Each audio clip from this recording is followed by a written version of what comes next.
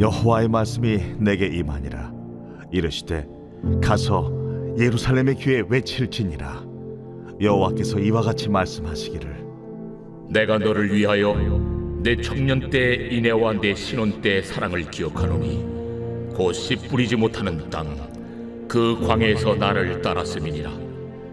이스라엘은 여호와를 위한 성물 곧 그의 소산 중 첫 열매이니 그를 삼키는 자는 모두 벌을 받아 재앙이 그들에게 닥치리라.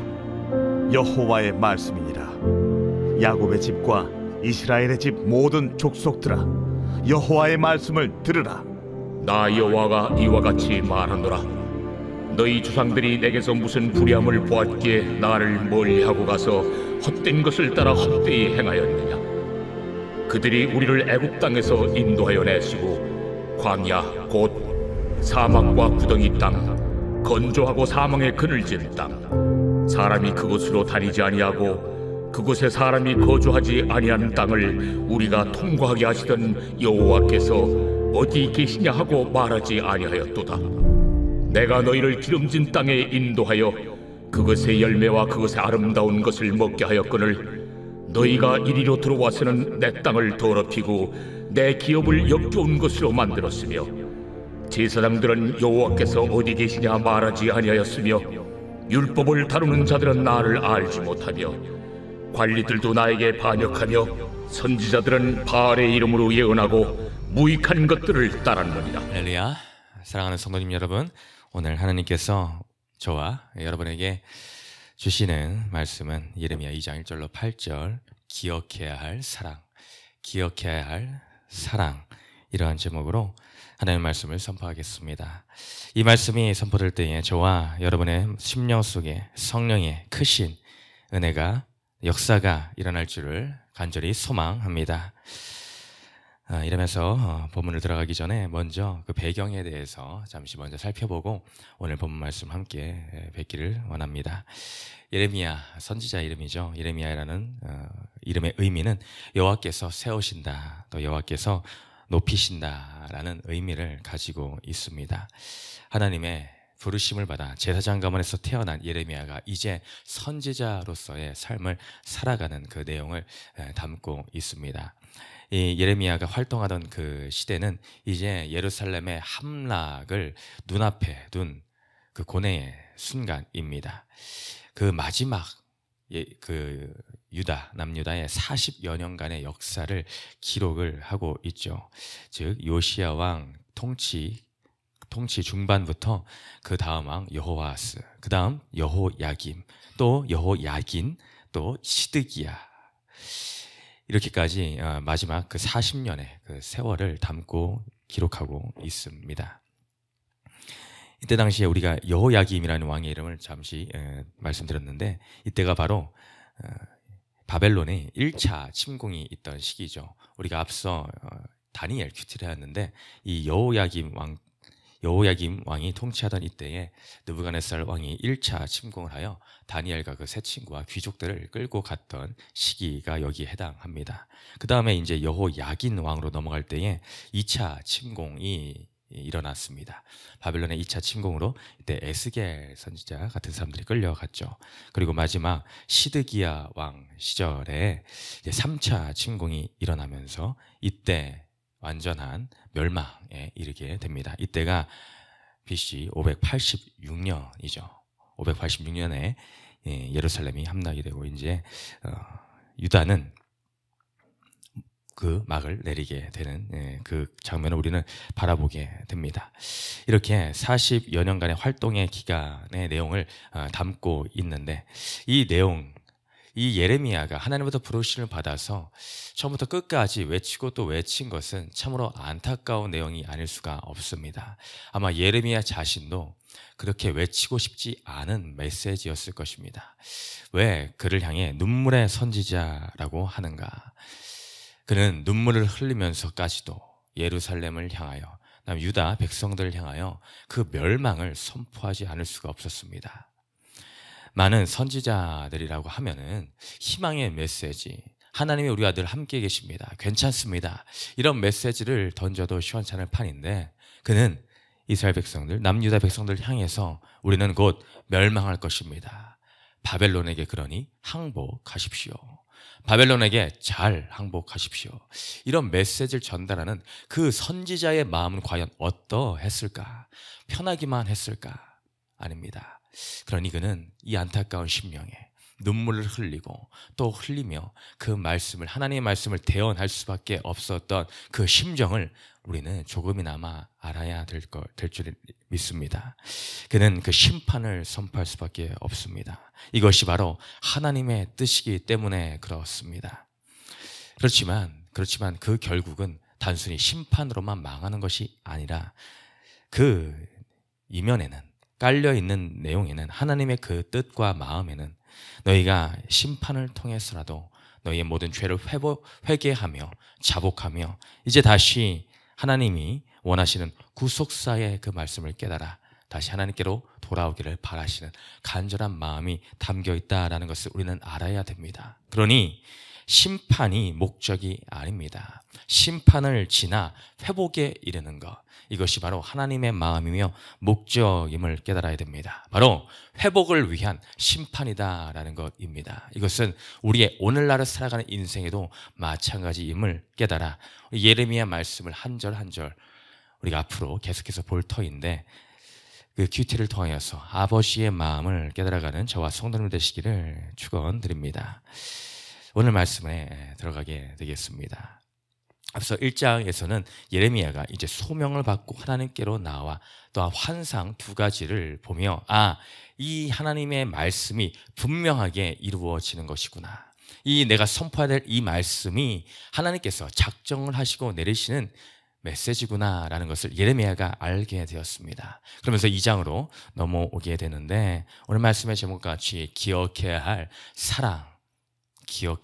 사랑에 대해서 우리는 함께 보게 될 것입니다. 이 말씀을 통해서 우리는 두 가지 관점에서 살펴보고자 합니다. 그 첫 번째는 하나님의 관점입니다. 하나님이 기억하시는 사랑, 그것이 무엇인지를 먼저 볼 것이며, 두 번째로는 우리가 기억하고 있는 사랑은 어떠한가, 그것을 대조적으로 보면서 살펴보려 합니다. 먼저 첫 번째는 하나님의 기억하시는 사랑입니다. 그래서 우리 큐티 본문에서 첫 번째 단락에 해당하겠습니다. 하나님께서 그 예루살렘을 향하여 또한 백성들을 향하여 내려지는 말씀이 어떻습니까? 2절 말씀에 가서 예루살렘의 귀에 외칠지라, 여호와께서 이와 같이 말씀하시기를 내가 너를 위하여 내 청년의 때의 인애와 내 신혼 때의 사랑을 기억하노니. 하나님께서 기억하시는 것이 무엇을 기억한다라고 하십니까? 저 같으면은 여기다 이렇게 썼을 것 같습니다. 너의 불의와 너의 죄악됨과 너의 나를 배신함을 내가 기억한다. 근데 놀라운 메시지가 먼저 등장을 합니다. 첫 번으로 내가 기억하는 것이 이러하다라고 기록을 하고 계시는데, 감히 상상하지도 못할 말씀을 주님은 우리를 향해서 던지고 계십니다. 그 말씀이 내가 너를 위하다. 먼저 시작하는 메시지의 그 첫 입술 떼는 그 단어가 내가 너를 위하여 이렇게 기억을 한다. 이것은 온전히 너를 위한 것이야. 하나님의 그 마음이 어디에 맺혀 있습니까? 100% 우리를 위해서 맺혀 있다라는 것입니다. 내가 너를 기억할 때, 내가 너를 생각할 때 그 기억이 이러하다. 그것은 청년의 때의 인애와 내 신혼 때의 사랑이다. 신혼 때 그 처음 그 사랑이다. 기억해 보십시오. 이스라엘 백성들의 행했던 그 모든 역사적인 일들, 과연 얼마나 하나님을 향한 사랑의 마음이 있었습니까? 눈을 씻고 찾아봐도 사랑보다는 배신에 가깝고 그 순결함보다는 거짓 때문에 가깝지 않습니까? 그런데 하나님께서는 그 사랑에 눈이 멀어 그 조금 남았던 그 사랑마저도 찾아내 그것을 보려 하십니다. 너의 처음 그 사랑을 내가 지금도 간직을 하고 있다 라고 고백을 하고 계십니다. 이 얼마나 놀라운 메시지입니까? 저의 인생을 볼 때도 과연 얼마나 그럴까? 얼마든지 부정적인 시선으로 바라보고자 하면은 들춰낼 것은 안 좋은 것밖에 없을 것 같은데, 좋은 것을 상쇄하고도 남을 것 같은데, 하나님은 그럼에도 불구하고 그 작았던 그 처음에 그 사랑을 내가 그래도 간직을 하고 있단다 라고 말씀해 주고 계시지 않습니까? 우리의 시선이 이와 같아야 될 줄을 믿습니다. 우리는 얼마나 이웃을 향해 안 좋은 부분을 그 티끌과 같은 연약함을 들춰내고 또 들춰내려 하고 있습니까? 그러나 하나님께서는 그마저도 기억을 한다 하십니다. 나를 향해 그렇게 고백을 하고 계신다라는 것입니다. 우리에게도 이 예수의 사랑, 또 하나님의 이 사랑이 있기를 소망합니다. 이 사랑이 어디까지 나아갑니까? 그 사랑의 결정체가 어디입니까? 예수 그리스도입니다. 우리가 너무 잘 알아 익숙하게 외우며 크리스찬이라면은 가장 처음 암송하는 그 말씀, 요한복음 3장 16절. 하나님이 세상을 이처럼 사랑하사. 그 사랑은 어떻게 사랑하신 사랑입니까? 독생자를 주셨으니. 다른 말로 부가 설명하지 않습니다. 이런 저런 잡다한 것 갖다 붙이지 않습니다. 말씀하시기를 그 사랑은 이 한마디로 표현되는 사랑이야. 독생자를 주셨으니. 너무나 우리가 익숙하지만 반드시 기억하고 오늘도 새겨야 할 그 하나님의 그 사랑의 메시지. 오늘도 이 말씀이 우리의 삶을 이끌어가기를 소망합니다. 그렇게 기억되어서 또 3절에도 이렇게 말씀하시죠. 이스라엘은 여호와를 위한 성물이야. 너희들은 내 사랑이며 나를 위한 구별된 성물이다. 나의 첫 열매이니라. 이 놀라운 사랑하심이 오늘 우리의 마음 가운데 새겨져 이 하나님의 기억이 우리의 기억이 또한 되기를 소망합니다. 근데 안타깝게도 두 번째, 세 번째 단락에서 말하는 우리가 하나님을 향한 그 기억, 그 사랑은 전혀 반대의 길을 걷고 있더라라는 것입니다. 그 사랑의 두 번째 단락에서는 무엇을 말합니까? 너희의 그 사랑이 희미해져 가고 있다라고 합니다. 더 이상 하나님이 어디 계시냐라고 찾지도 않는 지경에 이르렀다라고 하십니다. 또한 세 번째 단락에 가서는 어떠합니까? 더욱 처참합니다. 너희는 내가 너희를 기름진 땅으로 인도하여 너희를 그곳에 거하게 하였는데 내 땅을 오히려 너희는 더럽혔다. 또한 내 기업을 역겨운 것으로 만들고 말았다. 이제 희미함을 넘어 잊혀지고 말았습니다. 기억에서 완전히 사라지고 말았다라는 것입니다. 우리는 주님이 우리를 향한 사랑은 날로 시로 선명해지고 분명해지고 있는데 우리는 분명해지는커녕 희미해지며 사라지는 인생 가운데 살아가고 있지는 않습니까? 상황과 형편을 보십시오. 상황과 형편은 나아졌습니다. 첫 번째 단락을 이야기할 때는 너희가 광야의 시절을 지날 그때에 너무나 어렵고 환경적으로는 말할 수 없는 사막의 그 광야의 그 길, 너무나 촉박한 그 길을 갈 때는 처음에 그 시돈의 사랑이 있었다라고 합니다. 근데 지금은 내가 약속한 기업의 땅에 너희를 인도하여 드려 환경은 너무나 좋아지고 더 나아졌는데 오히려 하나님을 향한 그 사랑은 희미해지며 오히려 기억에서 없어졌다라고 하니 이 얼마나 안타까운 일입니까? 너희가 부르짖어 나를 구원해 주세요라고 너희가 부르짖어 내가 그 부르짖음에 응답하여 약속의 땅에 집어넣었거늘 너희는 오히려 나를 떠났구나. 하나님의 우리를 향한 인생을 향한 한탄이 안타까움의 목소리가 오늘도 우리의 귓가에 맴돌며 또한 들려야 될 줄을 믿습니다. 우리 어떤 하나님의 그 마음이 들리고 있습니까? 우리의 시선은 오늘도 무엇을 향해 맺혀 꽂혀 있느냐라는 것입니다. 내 상황이 나아졌는데 불구하고 하나님을 향한 이 시선이 우리가 희미해지고 사라지고 있다면 오히려 나의 형편의 나아짐이 저주이지를 않겠습니까? 오늘도 우리를 향한 하나님의 마음을 우리는 기억을 하고 또 기억을 해야 될 줄을 믿습니다.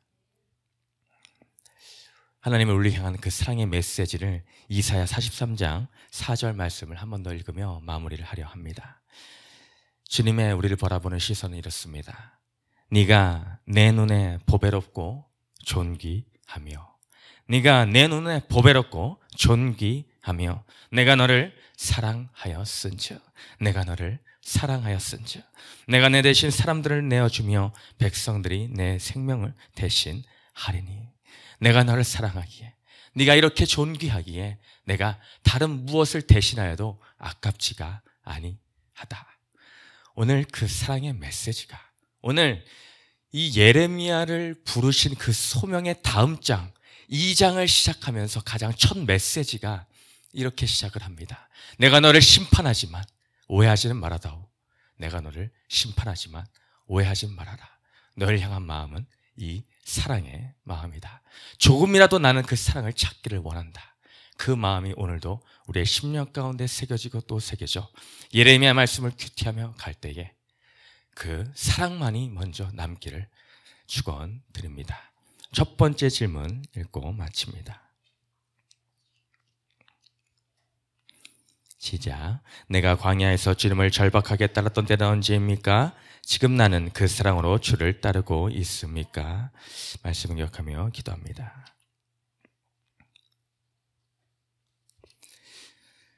기억해야 할 사랑. 오늘도 예레미야를 통해 우리에게 말씀해 주시니 감사합니다. 주님은 정말 찾기 어려운 우리가 주님을 향한 그 사랑의 그 마음을 어떻게 해서든 조금이라도 찾아내어 나는 너희를 이렇게 기억하고 있단다 라고 말씀해주고 계시는 주님의 따스함이 오늘도 말씀 가운데 발견되게 하시니 감사드립니다. 주님, 우리의 일생을 살아가면서 주님을 점점점 멀리 떠나 아까 했던 찬양의 고백과 같은 삶을 살고 있지는 않습니까? 여러 해 동안 주를 떠나 세상 연락을 즐기고 저 흉악한 죄에 빠져 주 은혜를 잊었네. 그 은혜를 잊고 살지는 않았습니까? 힘해지다 못해 사라져버리지는 않았습니까? 우리 마음 가운데 하나님 아버지의 우리를 향한 그 사랑, 그리스도까지 아낌없이 내어주시는 그 사랑이 회복되며 내 삶 가운데 심판의 메시지가 들리고 어려운 환경에 처해 있을 때에 하나님의 나를 향한 사랑이 이와 같구나를 깨닫게 하여 주시옵소서. 오늘도 그 사랑을 기억하며 나아가기를 소망하며 살아계신 예수님의 이름으로 기도드렸습니다. 아멘.